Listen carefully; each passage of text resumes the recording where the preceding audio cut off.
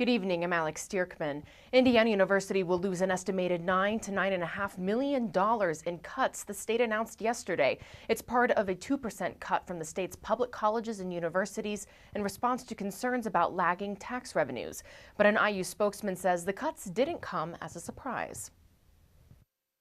That doesn't mean that we still don't have to obviously figure out how to handle it, because we're not going to change our tuition in midstream. We're not going to go back on our promise on the finished four as an example, because those are commitments that we've made. So we're still trying to figure out how to make do with a little less. Land says the cuts will be spread across all the campuses and departments. Howard County officials have ditched plans to install a large wind farm near Kokomo. The county's agreement with an international energy company would have allowed the company to add additional farms to the Wildcat Wind Farm. Commissioners pointed out two reasons for the termination: dissent from county residents and changes in the energy marketplace.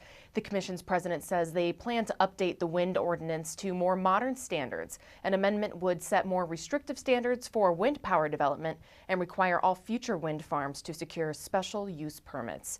And Brown County residents are being asked to consider three options for the future of the county courthouse: retaining the current courthouse as is, but making necessary emergency modifications, rehabilitating the courthouse and building a new addition, or building a whole new courthouse. An informal survey will be published in the Brown County Democrat starting next week that will give the county a better idea of the community consensus for the future of the courthouse. And here's a look at the weather. Tonight will be partly cloudy, lows in the mid-50s. And here's a look at the 5-day forecast. 60% chance of storms on Saturday, a 70% chance on Sunday, 80 degrees is the high.